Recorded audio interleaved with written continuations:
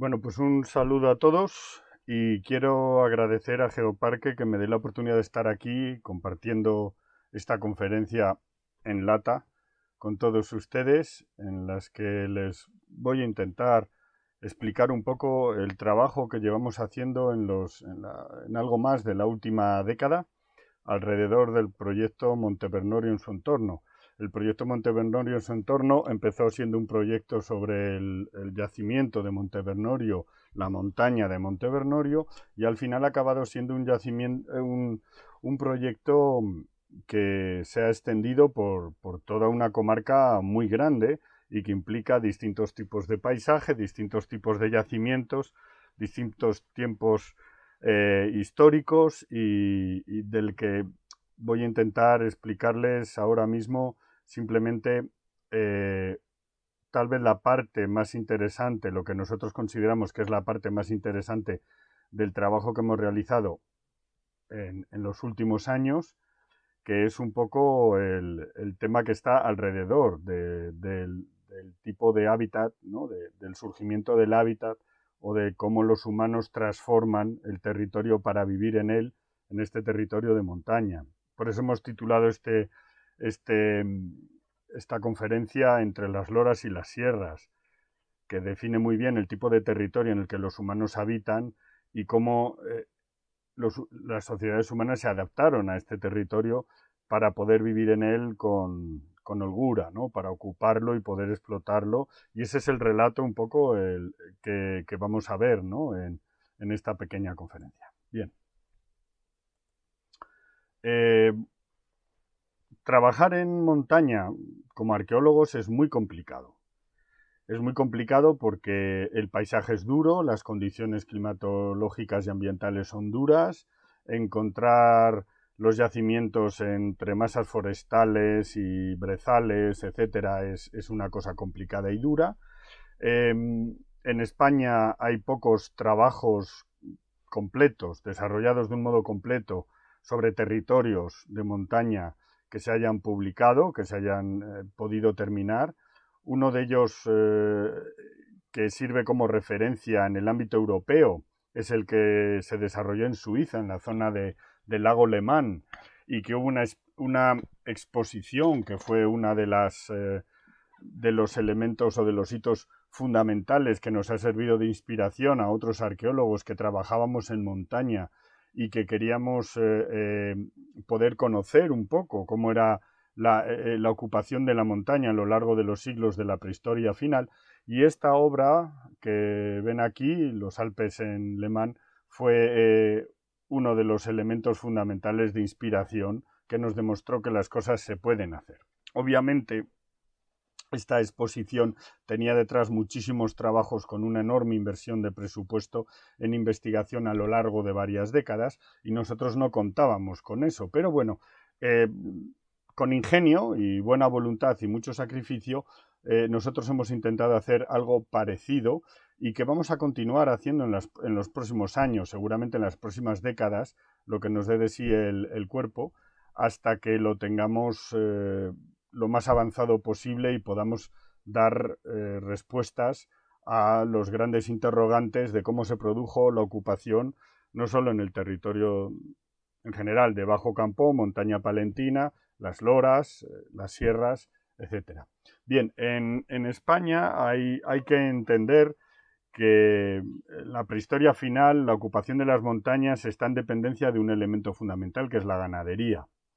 Y la ganadería tiene en las zonas altas de las montañas el espacio de alimentación fundamental que les permite sobrevivir en invierno, cuando las condiciones ambientales eran más duras y cuando la ganadería era extensiva y había otro tipo de cultura ganadera. Pero los trabajos, el trabajo que realizaron estas sociedades del pasado ha determinado o digamos que ha establecido la dinámica de cómo ha sido la ganadería hasta época actual para los historiadores, pero no solo para los historiadores, sino para muchos otros investigadores. Estas cuestiones son fundamentales. Ahora comienza la gente a ser más sensible a las cuestiones de la adaptación, la transformación, los ecosistemas, la ecología, la sostenibilidad. Bueno, pues todo esto es lo que nosotros estamos investigando en la prehistoria final. Uno de los precursores en el estudio de este tipo de paisajes de alta montaña fue Pedro Montserrat Recoder, perdón, que es un investigador que trabajó una gran parte de su vida en los ecosistemas, en los territorios de montaña, sobre todo en el Pirineo, y que fue el primero que reparó en que las grandes transformaciones de esos paisajes se iniciaban en la prehistoria final y estaban vinculadas muchas veces a la presencia de determinados monumentos que los humanos dejaban en esas zonas y que nos permitía conocer un poco cuándo había empezado la colonización de esos espacios desde el punto de vista de la transformación económica de esos espacios. Eso es interesante porque los humanos deambulan por muchos sitios, pero los humanos solo se apropian de los sitios convirtiéndolos en hábitats adecuados para su actividad económica. Y esto es importante saberlo porque los humanos participan de los cambios que se producen en los distintos territorios, en los distintos ecosistemas, en los distintos espacios. Bien. En la prehistoria final, que es el periodo del que nosotros vamos a hablar, ocurre un elemento fundamental, que es que las sociedades pasan de ser nómadas, de cazadores-recolectores, a sociedades sedentarias. Esto en abstracto, pues parece que está muy claro, que surgen las sociedades agrícolas, que son sedentarias y que son, digamos, diferentes de las de cazadores-recolectores. Lo que ocurre es que nosotros, según vamos, los arqueólogos, los investigadores, según vamos avanzando en el conocimiento de este tipo de sociedades, nos encontramos con que la cosa no está tan clara porque estamos empezando a definir una enorme variedad de fórmulas de sociedades que participan de elementos de las sociedades sedentarias y de elementos de las sociedades móviles de cazadores-recolectores, que tienen elementos de las sociedades sedentarias con agricultura y ganadería, pero también de las sociedades de cazadores-recolectores. Y esto nos exige una reordenación de nuestros estudios, una profundización de esos estudios para poder determinar hasta qué punto estas sociedades eran sedentarias y de qué forma eran sedentarias. Bien, estos estudios que están más o menos avanzados en otras zonas, en España están empezando, están digamos que en mantillas, y además dentro de los estudios que se están realizando en nuestro país, en las zonas de montaña es mucho más complicado, es mucho más difícil. En el Calcolítico sí que sabemos que las sociedades son al menos seminómadas, es decir, que se mueven por el territorio, pero ocupan determinados territorios y sabemos que se vinculan a ellos, es decir, que hay un territorio muy grande por el que deambulan, pero en esos territorios se establecen monumentos, ¿no? Bien, estos monumentos, que básicamente son funerarios y demarcación del territorio, son enterramientos donde se realizan o bien enterramientos colectivos o bien ceremonias religiosas colectivas, como pueden ver, bueno, pues los monumentos megalíticos, que son más o menos espectaculares, según su tamaño y su ubicación, y esas sociedades móviles que tenían en estos monumentos un espacio de agregación, un espacio de regreso, de vuelta, de frecuenciación, en el que ellos estaban pasando determinados periodos. Bien. Estas sociedades sedentarias, que no son tan sedentarias como nosotros pensábamos, es decir, que no tienen un patrón tan claro y que van transformándose a lo largo de la prehistoria final, son las que van a ocupar la montaña y van a establecer un modo particular de ocupación de ese espacio de montaña. Entonces nosotros, a la hora de investigar estos cambios, tenemos que manejarnos en espacios que son equivalentes a las comarcas naturales, es decir, tenemos un territorio que desde el punto de vista geográfico y ecológico, ambiental, tiene una coherencia y donde los humanos llegan, se adaptan, lo adaptan también y crean un espacio en el que los humanos pueden habitar según su modelo de explotación económica. Esta adaptación, que transforma pero sin cambiar del todo, es decir, que simplemente aprovecha lo que hay para que los humanos puedan obtener el máximo beneficio mientras se adaptan, es muy parecido a lo que nosotros ahora estamos definiendo como sostenibilidad, ¿no? Es decir, estamos buscando tecnológicamente y hacia el futuro algo que nosotros hemos estado desarrollando durante siglos y que siempre ha estado en nuestras pautas fundamentales de ocupación del territorio. Y esto es muy interesante porque A veces la gente está buscando o intentando crear cosas que existen y que existen desde hace mucho tiempo. Entonces hay una diferencia entre el progreso y la huida hacia adelante, que es que el progreso establece una síntesis con el pasado de las culturas, con el pasado del colectivo humano, y la huida hacia adelante es otro tipo de fenómeno en el que buscamos siempre hacia el futuro cosas que nos parecen nuevas y que muchas veces en realidad llevamos manejando siglos, cuando no milenios. Bien, aparte de este comentario, que creo que es interesante hacer para centrar un poco la discusión que está alrededor de este pequeño trabajo que les estoy enseñando, unas cuestiones de geografía básica aplicada de lo que es el Cantábrico.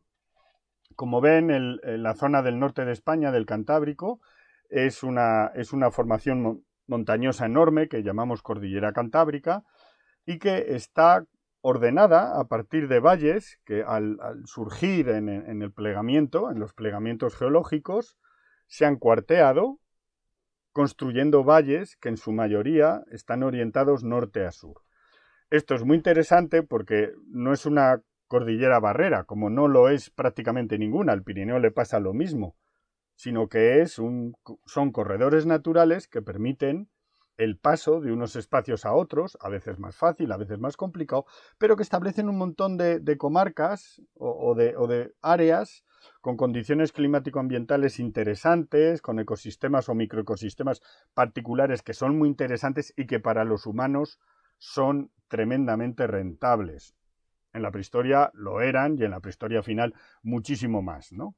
Bien, dentro de esta ordenación de los valles en dirección norte-sur hay unos pasillos naturales que van en dirección este-oeste y que resultan muy interesantes porque desde el piedemonte interior de la cordillera sirven como espacios de comunicación rápida de un lado a otro, ¿no? Entonces esto permite los grandes desplazamientos y luego con los valles orientados norte a sur se producen otros desplazamientos más cortos, pero que implican subidas y bajadas en altitud, en la cordillera, y que nosotros veremos enseguida que esto resulta muy interesante desde el punto de vista ambiental y desde el punto de vista de los recursos naturales que los humanos pueden explotar. Bien, vamos a ir a las loras. Nosotros en las loras llevamos una serie de años trabajando los espacios con presencia de yacimientos arqueológicos, en especial de monumentos de ese periodo que les he descrito de la prehistoria final que va desde el Calcolítico, desde la Edad del Cobre, pasando por la Edad del Bronce hasta la Edad del Hierro, que es cuando el poblamiento, digamos, ya se ha extendido, se ha hecho muy complejo, han desarrollado los grandes núcleos de habitación que conocemos como castros y ciudades fortificadas en época celta, justo antes de la llegada de los romanos, y en ese periodo nosotros lo que estamos viendo es la forma en la que los humanos están ocupando el territorio y cómo se adaptan a él. Es muy interesante porque nosotros lo que estamos viendo es que las sociedades de época calcolítica se dedican a dejar una serie de monumentos y dentro de estos monumentos resultan especialmente interesantes los marcadores territoriales que conocemos como menhires, tipos o hitos. Aquí tenemos los trabajos del investigador Moreno Gallo, que nos está hablando de la importancia de este fenómeno megalítico de los hitos, de las estelas, de los menhires, porque cuando se tienen ordenados en un mapa, lo que vemos es que están marcando unos determinados itinerarios que nos sirven para ver cómo estos corredores este-oeste se ordenan con estos otros corredores que van norte-sur y permiten el acceso y el paso a la cordillera a través de determinados puertos. En este caso, si pueden ver por dónde va aquí la autopista actual, por el puerto de comunicación, esta sería una, pero vemos que estos menhires en realidad se están ordenando para ir por la zona del Collado de Somaoz, que es uno de los puertos que se utilizaron en época romana, probablemente de forma colateral o de forma alternativa a este otro puerto que tenemos aquí, que es el actual por el que pasa la autovía y el ferrocarril. Y esto es muy interesante porque nosotros hemos podido comprobar hasta qué punto este itinerario, este paso, es importante sobre todo para sociedades ganaderas. Y esto es lo que vamos a ver. Es decir, nosotros lo que identificamos es que estos marcadores territoriales están estableciendo la relación entre los yacimientos que están en la lora y los yacimientos que están en la sierra y que vamos a ver después. El Monte Bernorio es nuestro punto central de investigación y a partir de él es una ciudad fortificada del final de la Edad del Hierro, pero que ha estado ocupado anteriormente durante mucho tiempo. Bien. Este espacio monumental, esta zona arqueológica que tiene un montón de yacimientos, pequeños yacimientos reunidos y que son yacimientos de distintas épocas y que todos son importantes básicamente porque nos cuentan un poco la vida de la ocupación de la montaña y a través de eso también sabemos, comparándolos con otros yacimientos que están en otras zonas de la lora, cómo es la ocupación humana en esa lora. Bien. En la zona arqueológica del Bernorio, para que se hagan ustedes una idea, estamos hablando de la montaña del Bernorio, esta lora, bueno, el Bernorio encima de su lora, otra lora a su vez, esta es la zona nuclear del Bernorio, esto sería la ciudad fortificada, estos son 100 hectáreas, la zona montañosa alrededor del Bernorio que forma en sí la montaña del Bernorio, y enfrente está otra lora que es Castillejo, que es donde estuvo el campamento romano que destruyó Monte Bernorio.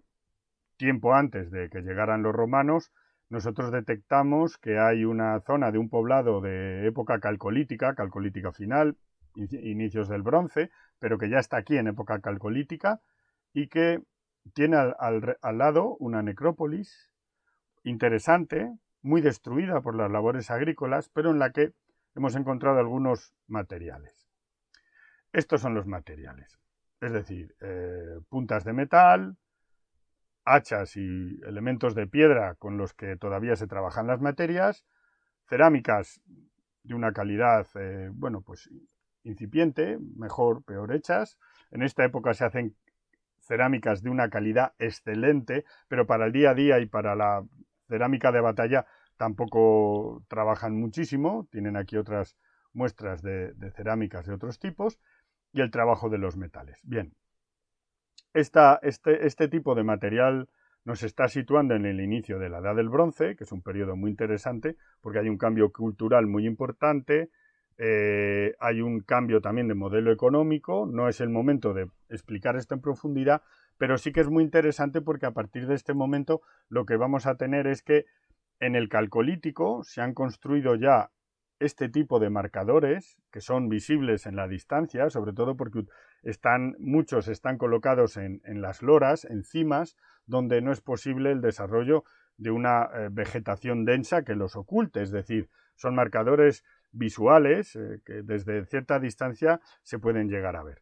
El término cantoito, porque cantoito es una de estas estelas de piedra que son conocidísimas, cantoito quiere decir literalmente piedra marcador.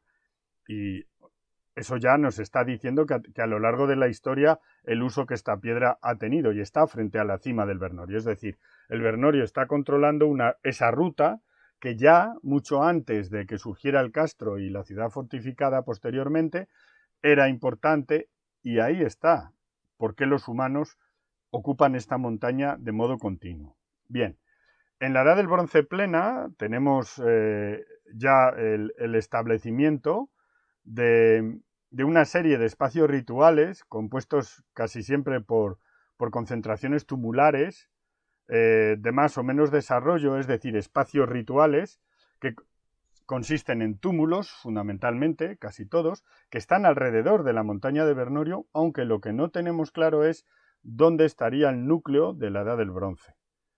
Podemos pensar que es posible que estuviera ya en la cima y que la ocupación posterior ha destruido cualquier vestigio y que hasta que no avancemos mucho más en las excavaciones de la cima del Bernorio, de lo que es el castro, pues no vamos a poder saber dónde estaba viviendo la gente de esta época. Bien, en todo caso, es interesante porque lo que estamos viendo en esta evolución del poblamiento, que abarca varios miles de años, lo que tenemos es que las sociedades humanas se visibilizan arqueológicamente, sobre todo, no por los restos de sus poblados, que están construidos de una forma muy liviana y con elementos que desaparecen fácilmente y nos dejan fondos de cabaña y nos dejan unas muestras muy pequeñas, pero los monumentos que construyen para las cuestiones rituales sí que tienen una enorme pervivencia porque son muy grandes. Bien, a partir de los materiales lo que podemos ver que del siglo 30 al 19 pues tenemos elementos de la cultura del neolítico final calcolítico. En la primera edad del bronce, entre el siglo XIX y el XV, pues tenemos ya elementos metálicos, una sociedad en cambio. En la edad del bronce plena, de entre el siglo XVI y el X a.C., tenemos sociedades ya avanzadas que construyen monumentos masivos, en necrópolis ya establecidas con muchas de estas estructuras, unas más grandes, otras más pequeñas, y a partir del entre el siglo X y el VIII, bronce final, primera edad del hierro, ya lo que tenemos es ocupación claramente en la cima del Vernorio, es decir, el inicio del castro del Vernorio, con materiales cerámicos y otros que nos están indicando esa presencia humana ya estable en la cima del Vernorio. Y esto sería más o menos la ocupación que nosotros podemos definir y que estamos viendo a través de otros yacimientos que existen en el entorno de las loras, pero que en el Vernorio está mejor retratado o más investigado en más profundidad que en otros lugares y podemos establecer esta secuencia cronológica y cultural de la ocupación de este territorio. Ahora nos vamos a ir a las sierras. Las sierras es otro territorio, está enfrente de las loras. Es la barrera o la gran barrera montañosa que en realidad estamos viendo que no lo es tanto. Aquí tenemos una zona en fotografía de satélite. Esta carretera que vemos aquí es la carretera que conduce al collado de Somaoz. De hecho, este es el collado de Somaoz, el puerto natural. Aquí tienen las estribaciones montañosas, la depresión por la que pasa la actual carretera y que tiene mucha importancia, lo vamos a ver enseguida. Bien. Lo más próximo a las loras son las estribaciones de la Sierra Híjar, que en esa ordenación norte-sur establecen una especie de pasillo montañoso que conduce desde la zona de valle y la llanura y el corredor natural que discurre a través de las loras, que ocupa la actual carretera que une Burgos con León, a través de Aguilar de Campoo, Cervera, Guardo, etc. Bien, pues está unido a Sierra Híjar por estas estribaciones de la sierra, que son una serie de pasos de montaña, en realidad son cimas de las estribaciones, collados, que conducen a Sierra Híjar. Entonces tenemos en la zona de Ujapero-Cocoto, hemos localizado una serie de conjuntos de monumentos tumulares, megalíticos y tumulares, y también de cipos y agujas de piedra marcadores, que se distribuyen alrededor de las cimas. ¿Por qué alrededor de las cimas? Bueno, pues, por ejemplo, aquí tenemos esta imagen en la que se puede ver la cámara de un pequeño dolmen con el corredor y la cámara del dolmen ha sido ocupada por este roble, ¿no? Vean la vegetación que hay alrededor que dificulta mucho nuestro trabajo porque, bueno, esta vegetación espesa, antes eran brañas, estaban limpias, eran pastizales que se usaban en el pastoreo, ahora se están abandonando y dejándolos abandonados de un modo que a mí me resulta un poco inexplicable porque, por ejemplo, estas brañas eran utilizadas por mis familiares hace una generación simplemente y ahora están ocupadas cada vez más por brezales y por otra vegetación que nos impide trabajar a gusto. Hombre, claro, a mí me encantaría que estuviera despejado, pero también me encantaría que estuviera ocupado por vacas, ¿no? Que es como vamos a ver luego, el destino que tenían estos territorios. Bien, lo que nos están indicando estos monumentos es en qué época los humanos empezaron no a ocupar o a pasar para cazar o para ir de un sitio a otro, sino a ocupar y a explotar estos territorios que estaban transformándolos, construyéndolos como pastizales. Y eso significa que ellos alteraban, ya lo veremos luego, alteraban el paisaje y cuando lo alteraban construían estos monumentos. Entonces, son unas brañas que están a menor altitud que las que están más arriba ya en la zona central de Sierra Híjar, pero son importantes porque son brañas que pueden ser utilizadas a lo largo del tiempo, durante más tiempo en otoño, en primavera, en verano tienen una vida más corta, pero es interesante porque son unas brañas de transición, ¿no? Son como casas de primavera y otoño.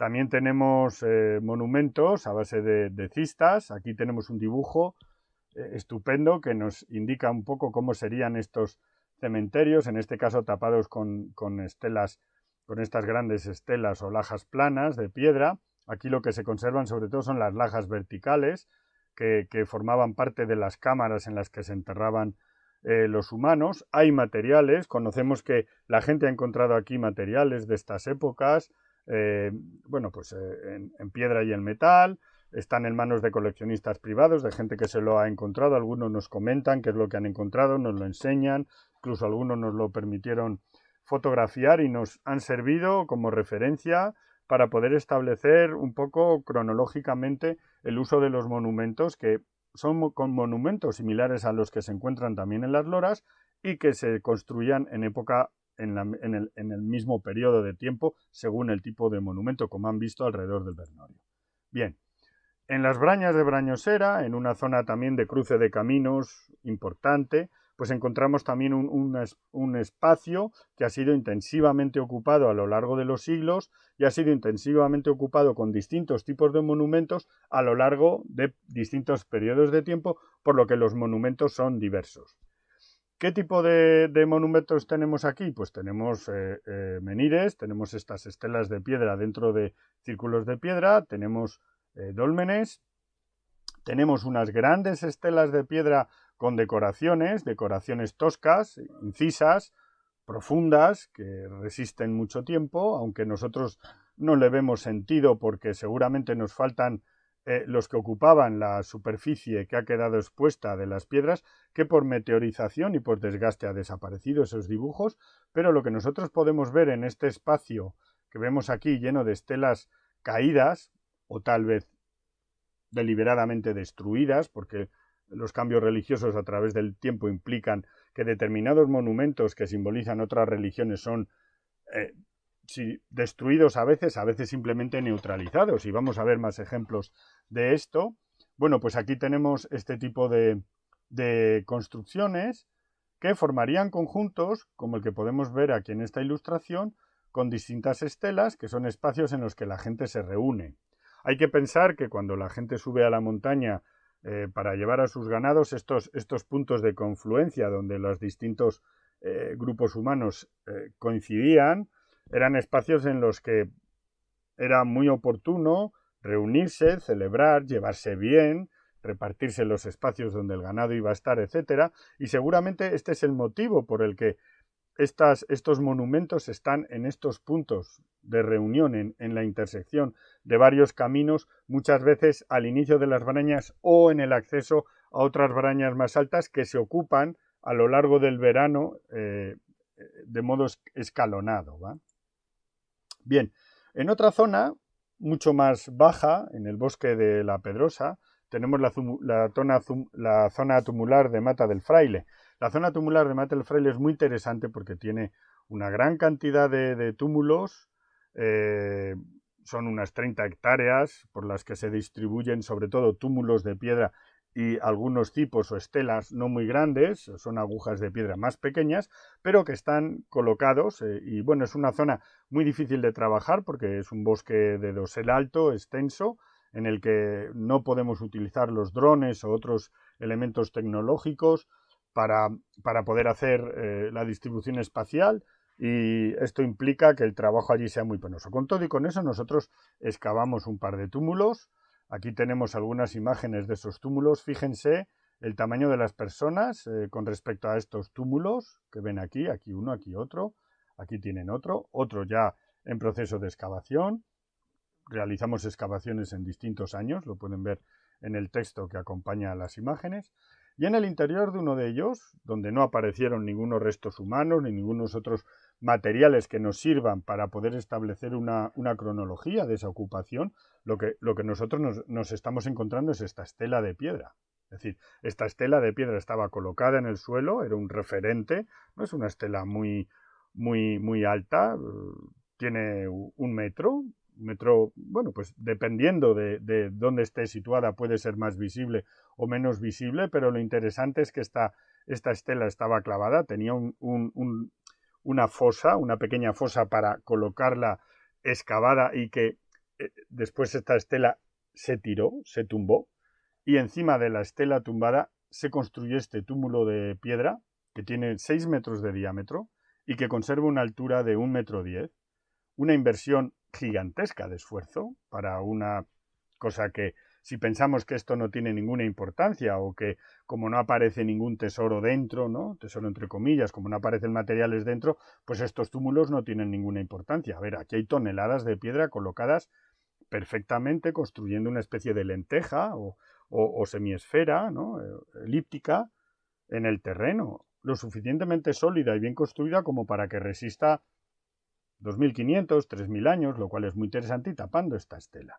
Entonces, ¿es normal este tipo de monumento ritual en mitad de un bosque y tal? Bueno, primero tenemos que ver si realmente este bosque era un bosque hace 2.000 o 3.000 años y qué tipo de bosque era. Si tenía espacios abiertos, como nosotros pensamos, que era una zona que servía para pastorear, para que el ganado siguiera comiendo y tal, probablemente en el otoño, cuando el ganado ya había tenido que bajar de los pastos de altura situados en la cumbre porque las condiciones climático-ambientales ya no permitían que el ganado estuviera allí. Pero es que este mismo tipo de monumentos los tenemos en otras áreas del Atlántico. Por ejemplo, en Inglaterra, en Irlanda, especialmente en la zona de Gales, en otros territorios, encontramos túmulos parecidos al que excavamos nosotros en Matalfraile. Aquí tienen este dibujo en el que se ve que la zona central puede estar ocupada por una estela o por un agujero en el que se realiza un depósito. No siempre eran monumentos funerarios, a veces son monumentos que se construyen para señalizar un sitio donde se realizan ceremonias religiosas. Por ejemplo, esa pequeña estela no tiene por qué ser un marcador territorial, dada su altura, pero sí un marcador de que en ese espacio se hacen ceremonias religiosas. ¿Cuáles? Pues por ejemplo libaciones, ¿no? Se pueden estar tirando líquidos, sangre, leche con miel, bebidas alcohólicas que se están realizando allí, digamos, vertiéndolas a la tierra, pero también compartiéndolas entre los que están allí juntos en el momento de ese ritual, y eso no nos va a dejar ninguna huella, aparentemente, desde el punto de vista arqueológico. Antes o después, cuando sigamos investigando estos túmulos y excavándolos, encontraremos evidencias y encontraremos materiales. De eso no nos cabe ninguna duda. La cuestión está en mantener el esfuerzo, en poder mantener el esfuerzo con los presupuestos que tenemos y con la posibilidad de mantener equipos que puedan dedicarse a esto a lo largo del tiempo con estabilidad, porque también los equipos científicos necesitan especialización, y especialización a veces requiere que las mismas personas estén sobre el mismo territorio trabajando durante 3, 4, 5 años realizando una labor muy intensa. Y ese es uno de los objetivos que tenemos y que vamos a intentar lograr. Bien.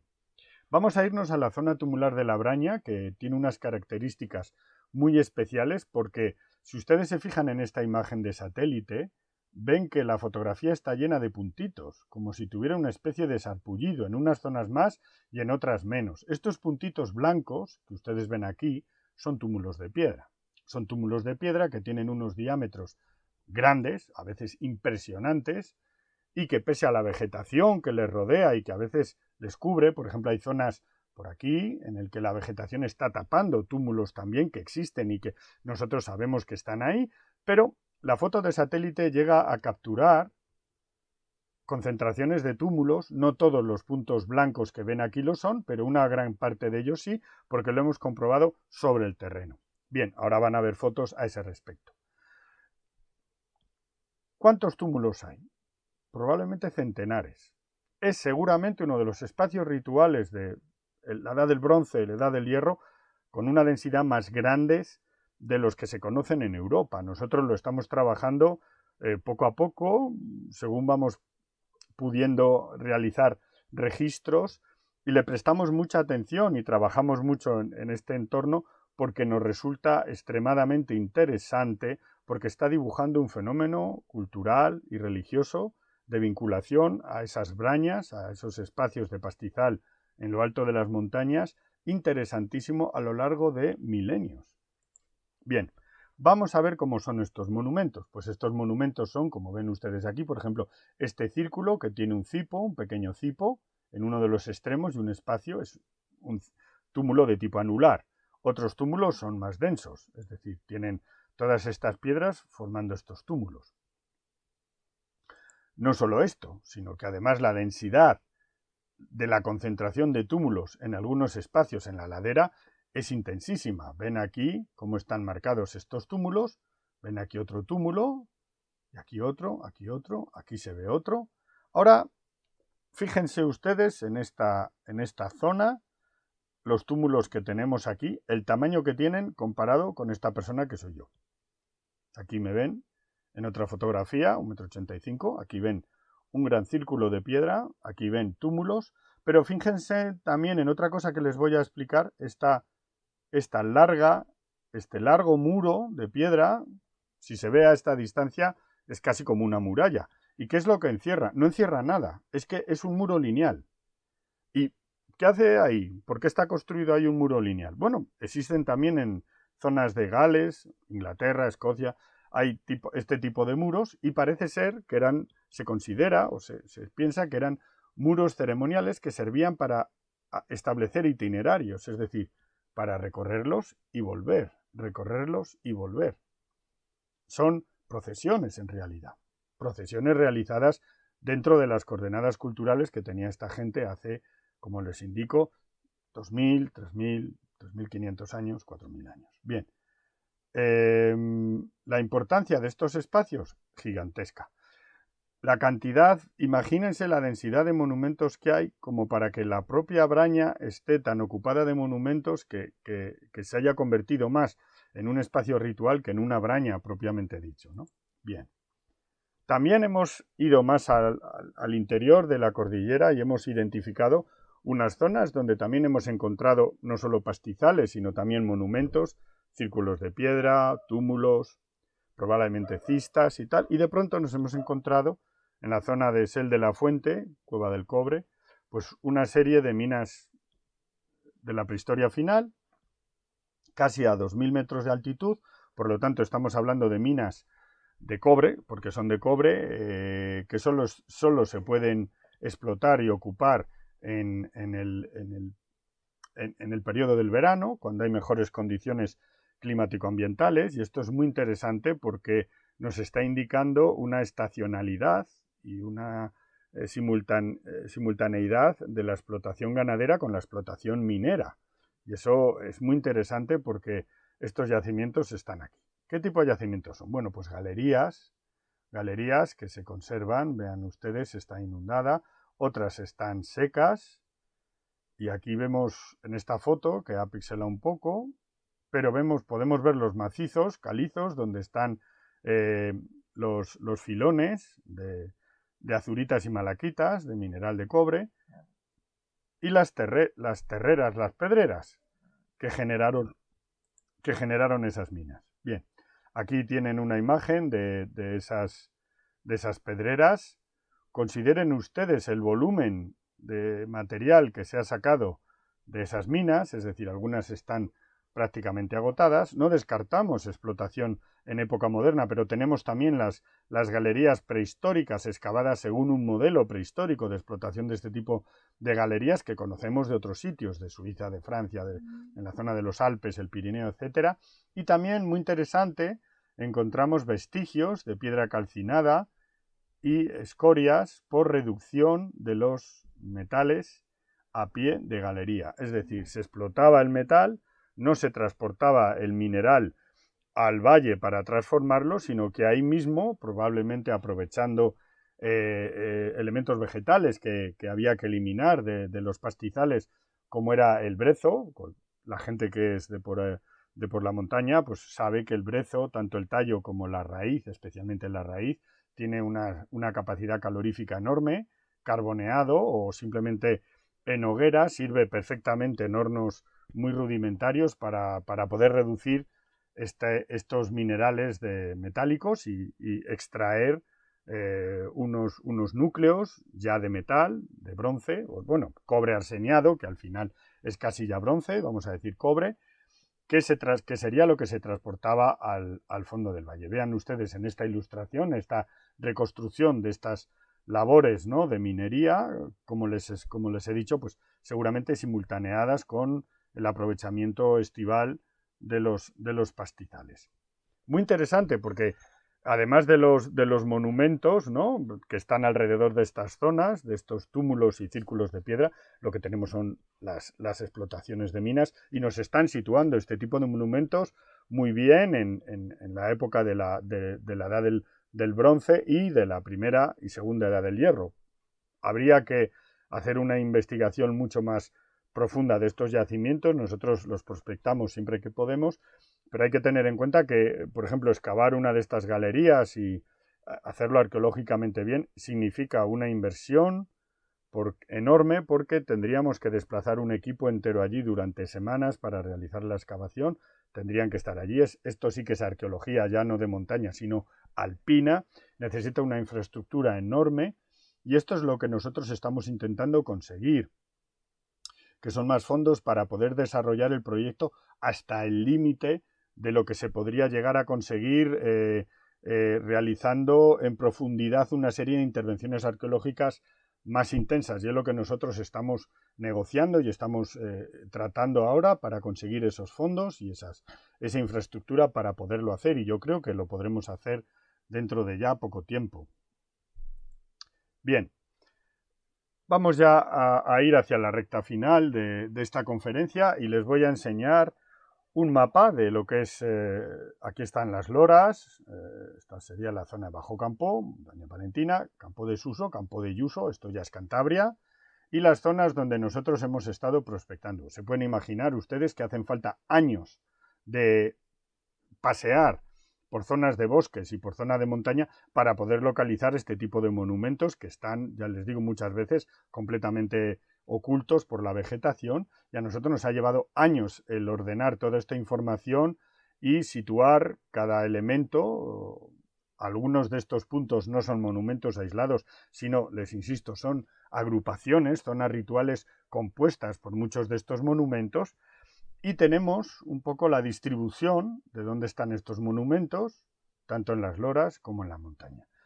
Quiero llamarle la atención sobre que, aunque seguramente en la llanura, en la zona de las loras, estos monumentos son más escasos, probablemente porque la explotación agrícola y la intensidad de la vida de los humanos en estas zonas hace que muchos de estos monumentos sean identificados y por cuestiones religiosas o por cuestiones de índole práctica o pragmática o por remociones del terreno o necesidades agrícolas, estos monumentos son destruidos. Son destruidos ahora, pero han sido destruidos a lo largo de la historia y esto tenemos que asumirlo. Pero sí que es interesante preservar los que existen, porque podemos ver que mientras en la zona de montaña hay muchos de estos monumentos, en la zona de la llanura hay muchísimos menos, ¿no? Es decir, la destrucción ha sido mucho más intensa, mientras que en la montaña, donde los humanos transforman menos el paisaje o lo hacen menos intensamente y menos en profundidad, porque no puede ser explotado agrícolamente, hay otro tipo de explotaciones, pero no incide especialmente en estos monumentos, pero con todo y con eso tenemos que llamar la atención sobre la cantidad de monumentos que se construyan en estas zonas de montaña. Eso tiene una explicación. Vamos a verlo por épocas. Por épocas lo que podemos ver es que en el Calcolítico tenemos dólmenes y menhires, principalmente, es decir, cámaras funerarias, espacios funerarios, y los marcadores estos de terreno en línea que veíamos, que el trabajo precursor de Moreno Gallo, que nos ha facilitado el poder seguir su camino para identificar otros monumentos de épocas posteriores, que estarían en uso no solo en época calcolítica, sino posteriormente en la Edad del Bronce, en la Edad del Hierro, marcando genéricamente el acceso a las zonas de las Brañas, a las que se accede pues a través de los cordales de las montañas para extenderse por las Brañas. Y bueno, pues entonces nos están marcando itinerarios aproximados, muy interesante y muy útil. Vamos a ver aquí el trabajo de Moreno Gallo y sus colaboradores de la Universidad de Valladolid y de Burgos, y nosotros vamos a ver el que hemos hecho nosotros, que es perfectamente complementario con sus estudios. De hecho, el apoyo de unos equipos con otros y la publicación de nuestros trabajos es lo que nos ayuda a unos y a otros a seguir avanzando en nuestras investigaciones y en estas conclusiones, ¿no? Nosotros hemos establecido este itinerario, que no es exactamente el que sigue la calzada romana. La calzada romana viene por aquí, La calzada romana ya lo que está funcionando es en otras coordenadas de transporte por calzada, por carretera, al fin y al cabo, a larga distancia, carromatos, etcétera, gran volumen, pero esa calzada luego sería utilizada probablemente por los ganados para llegar hasta la zona de Brañas en época romana, luego posteriormente en época medieval, etcétera, contemporánea hasta la actualidad.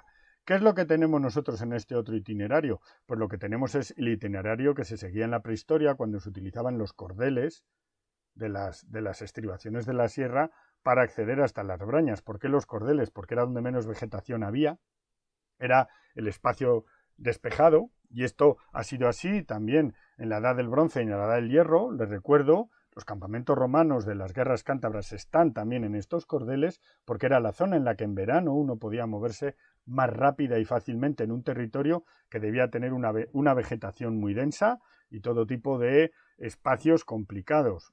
Es un territorio que lleva 4 o 5 mil años transformándose intensamente y no es igual como está ahora a como estaba hace 2, 3 mil o 4 mil años.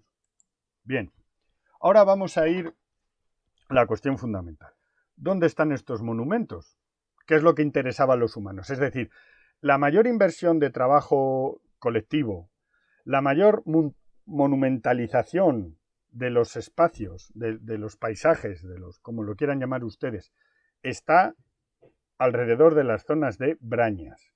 Muy bien, para los que no conocen bien la terminología de la montaña y el modo de vida de los montañeses, ¿no?, el modo de vida tradicional, vamos a hacer una pequeña explicación de lo que son las Brañas. Miren, en estos dibujos que he cogido de esa obra que les comentaba anteriormente, de los Alpes Aulemán, ¿no?, de la arqueología de la zona de Le Mans en Suiza, tenemos estos dibujos, nos explican cómo un mismo espacio se transforma a lo largo de los siglos a partir del deshielo, 10.000 años antes de Cristo aproximadamente, para que ustedes se hagan una idea. Comienza el final de la última glaciación y estos espacios empiezan a perder paulatinamente el hielo. Estamos hablando de metros y metros, decenas de metros de grosor de hielo que se va retirando paulatinamente. Cuando ese hielo se va derritiendo, los valles quedan despejados y comienza la colonización de la vegetación. Y esto para los humanos es muy interesante desde el punto de vista de la explotación de la caza y posteriormente para la explotación ganadera y la alimentación. Estos bosques de frondosas que están ocupando estos territorios son bosques que dan un montón de alimento, de sustento y de materias primas a los humanos. Bien, el proceso es muy lento. Y el último territorio que queda libre de las nieves son las cimas. Y no siempre están completamente libres. Hay zonas que no han perdido la nieve hasta época ya muy tardía. Por ejemplo, en la época cálida después de la Alta Edad Media, que coincide con la expansión vikinga, todas estas zonas probablemente perdieron también la nieve completamente igual que la han perdido ahora con este proceso de calentamiento que sufrimos desde los años 70. Bien. En ese suelo, en las zonas de altura, en las zonas más altas, donde la nieve dura más tiempo, se genera un pastizal, un tipo de pasto, que es similar al pasto que hay en otras áreas, pero que tiene sus características peculiares y particulares. En primer lugar, porque son subespecies más resistentes al frío. Hay que pensar que estas especies vegetales van a estar mucho más tiempo por debajo de la nieve, a temperaturas muy bajas. El calor les llega muy tarde, maduran muy tarde, lo cual quiere decir que al final de la primavera, inicios del verano, comienzan a salir a través, cuando la nieve se retira, en los espacios que la nieve se retira, y esa vegetación que surge en primavera, en verano está en su sazón, y en verano, en otros espacios, está completamente agostada, y los animales ya se la han comido, se ha quedado seca, y no tiene la misma cantidad de nutrientes que tiene este pasto de montaña. Bien. Los humanos, de alguna forma, se dan cuenta de esto, pero se dan cuenta también que estos espacios de pasto que están en la zona periglaciar, alrededor de los glaciares y de las nieves perpetuas, llega un momento en el que los brezales, los escobales y los abedulares y otros árboles comienzan a colonizarlo. Si los bosques ocupan estos espacios, se pierden una gran cantidad de espacio de pastizal, con esos nutrientes que los humanos necesitan para que sus rebaños sean cada vez más grandes y tener más inversión de riqueza en esa ganadería, lo cual significa mejor alimentación, más recursos, más riqueza colectiva, etc. Bien, ¿qué es lo que hacen? Comienzan a perpetuar esos espacios que son de transición, esas praderas que son de transición, las intentan convertir en permanentes. ¿Cómo? Alterando la vegetación. Y esto se consigue, pues, con mucho trabajo en realidad y con el uso del fuego. Bien, en esos espacios que ellos están transformando en pastizales y que están manteniendo como pastizales artificialmente en una inversión de trabajo que conlleva generaciones y generaciones durante miles de años, y es importante recalcarlo, porque la gente muchas veces, por ejemplo, y lo hago con un afán crítico, muchos ecologistas de salón, urbanitas, que creen que esos pastizales que ven en las cimas de las montañas son naturales, que creen que las brañas es un producto natural y que prohibir a los humanos que transiten por él es una cosa beneficiosa para que esos ecosistemas se mantengan, se equivocan. Son completamente artificiales.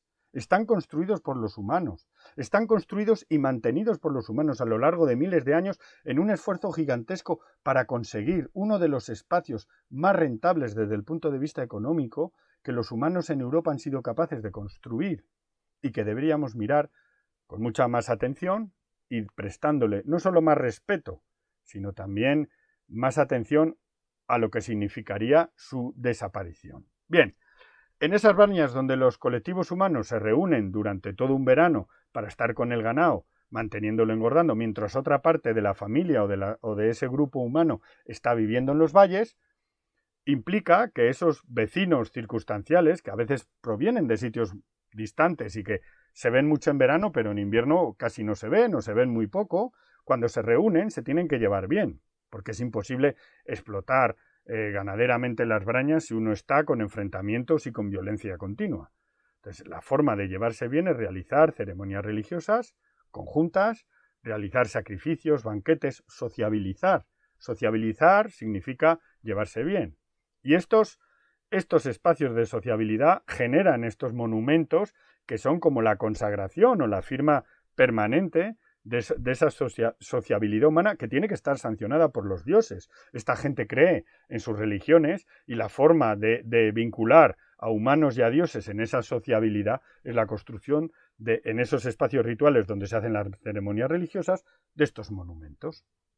Bien, entonces, ¿qué es lo que tenemos? Son sociedades que en verano, en el invierno principalmente, están viviendo en el valle. En invierno todos. En verano, la parte del colectivo, de las familias, de la sociedad, que no sube arriba.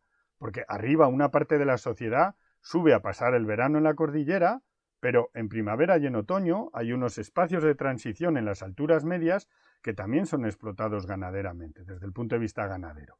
Esto es muy interesante porque lo que nos está explicando es cómo se está produciendo la ocupación de ese espacio.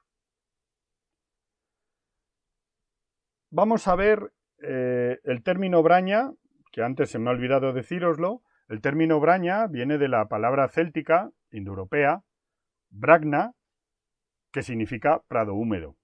Bragna, braña, prado húmedo. Bueno, hay otras teorías, pero yo creo que esta lingüísticamente y conceptualmente es la que más se ajusta a esas praderías. Bien, en las alturas, los espacios donde se reúne el ganado en verano y donde se reunía la gente para cuidar el ganado, se denominan sel, que viene del término céltico hel, que significa sal. Entonces, sel es el sitio donde le doy sal al ganado, porque el ganado está comiendo un pasto y está bebiendo agua que apenas tiene minerales, y para el buen funcionamiento del metabolismo de las especies animales tienen que tomar sal. Entonces se extrae sal de otros espacios y se lleva a estos espacios de altura, como se sigue haciendo hoy en día, que se dejan piedras de sal para que el ganado la pueda lamer y pueda incorporarla a su dieta. El ganado lo demanda, el ganado lo necesita. Bien. Lo que sabemos a través de las prospecciones y la localización de estos espacios arqueológicos y monumentales es dónde vivía la gente. Y la gente en la prehistoria vivía básicamente en el mismo sitio donde vivían hasta hace muy poco los pastores que subían a la sierra a pastorear. Algunos de esos espacios, como os he dicho, es donde pastoreaban mis antepasados, mis familiares. Es que yo he tenido esa comunicación directamente y he paseado por allí y me explicaban dónde se quedaban a dormir, dónde hacían las hogueras, dónde ponían el ganado. Forma parte de una realidad que a algunas personas les parece muy lejana, pero que para otros está al alcance de la memoria personal, ¿no? De una persona, o sea, quiero decir que no es un proceso que sea irreversible ni ha desaparecido completamente. Es posible que desaparezca si nos descuidamos, pero tenemos que tener conocimiento y memoria de estos espacios y cuanto más larga sea la memoria y cuanto más conocimiento histórico tengamos de ellos, mejor. Por eso, quiero haceros estas conclusiones, que más o menos es lo que ya os he explicado, cómo estos monumentos nos explican la historia de cómo se ocupó y transformó este territorio. Creo que eso es un tesoro enorme en el que debemos avanzar para tener más conocimiento de cómo los humanos se han interrelacionado con un territorio que yo creo que erróneamente se ha considerado que es pobre, cuando yo creo que no es pobre, todo lo contrario, es enormemente rico, pero hay que saberlo explotar, hay que saber vivir en él. Y si para saber vivir en él tenemos que recuperar conocimiento de nuestro pasado, es importante que lo hagamos. No todo está mirando hacia el futuro. Las sociedades humanas hemos hecho un trabajo gigantesco de transformación del territorio y hay una enorme inversión de conocimiento registrada, escondida, cifrada, en todos esos yacimientos arqueológicos que nos están dando mucha información si nosotros sabemos encontrarla. En ese sentido, las brañas, esos pastizales de altura, son muy importantes. Tan importantes como los espacios que tenemos en los valles, en las loras de invernada, que es muy difícil encontrarlos. Estamos haciendo un esfuerzo enorme para ver cómo se organiza el territorio, pero es que el territorio abajo está tan transformado que tendremos que trabajar mucho tiempo para poder llegar a tener el número de yacimientos que tenemos localizados arriba, donde el territorio ha sido menos transformado, y eso nos está dando una información muy interesante para poder evaluar esta ocupación del territorio. También es muy importante para nosotros y para la comprensión de nuestra historia como sociedad lo que quiere decir sociedad sedentaria. Este especie de mito de los humanos sedentarios inmóviles, fijos en un núcleo, que viven ahí continuamente y que apenas se mueven, que es un ideal que no ha existido nunca, por lo menos en la montaña, y que no ha existido nunca porque si uno coge los libros de historia, los humanos han estado moviéndose, viajando, realizando todo tipo de proezas de exploración y de desplazamientos. Y, por ejemplo, ya os avanzo, que no lo voy a explicar ahora, pero estamos haciendo estudios en ese sentido. En la Edad del Bronce, en la Edad del Hierro, la gente viajaba y se movía unas distancias dentro de Europa gigantescas, y lo podemos demostrar. Y esto es interesante porque era gente que podía estar moviéndose en espacios muy determinados, y entonces tenemos que replantearnos un poco lo que significa sociedades sedentarias. Sociedades sedentarias que tienen varias casas y que habitan en distintos espacios a lo largo del año. Y eso fue más marcado o más acentuado en unas épocas que en otras, pero ahí está, ¿no? Una vida distinta de esa vida de pueblos que condiciona muchas veces la forma en la que nosotros entendemos la vida en el pasado más remoto. Pueblos sí, sociedad campesina sí, pero adaptada a las circunstancias de cada época. Y por último, llamar la atención sobre lo importante que es a la hora de tomar decisiones sobre un territorio, sobre un modelo de desarrollo, sobre la transformación o no transformación, sobre el permitir o prohibir, sobre la forma en la que concebimos los espacios naturales y el uso de los espacios naturales, y todas estas cuestiones, el conocimiento del pasado. Yo creo que el conocimiento del pasado nos puede dar muchísimas cosas interesantes. Creo que el conocimiento del pasado nos puede abrir unas posibilidades enormes y tenemos que tener la capacidad de escuchar la voz de nuestros antepasados, la voz de la gente que habitó la montaña en el pasado, para que podamos descubrir cuál es el camino de esas comarcas, el camino de la montaña hacia el futuro. Nosotros somos enanos subidos a los hombros de gigantes, gigantes que hicieron unas proezas increíbles en las montañas. Y nosotros queremos seguir investigando en este en este tipo de conocimiento y queremos seguir investigando este pasado que nos va a permitir tomar buenas decisiones correctas en el futuro. Para hacerlo necesitamos vuestra ayuda y por eso os coloco aquí este número de cuenta en el que esperamos vuestros donativos para, como hacéis muchos de vosotros que estáis viendo esta conferencia, que nos apoyáis económicamente, nos apoyáis en redes sociales, venís a ver nuestro trabajo. Nosotros tenemos vuestro calor y vuestro apoyo siempre a nuestro lado y os lo agradecemos mucho, pero otras personas a las que pueda llegar esta conferencia tienen que saber que una parte importante de la investigación no solo está en manos de las instituciones del Estado, está también en sus manos. Y que pueden ayudarnos a hacer trabajos como este y ayudarnos a continuar este trabajo en el futuro. Y en esto es una labor en la que tenemos que participar todos. En el contexto de la montaña palentina y del geoparque, muchas de las investigaciones que vamos a desarrollar, las vamos a desarrollar con el apoyo de la gente. De gente en apariencia anónima, que da un paso adelante y que decide convertirse en protagonista de estas investigaciones y de este descubrimiento de nuestro pasado. Y nosotros os animamos a que lo hagáis.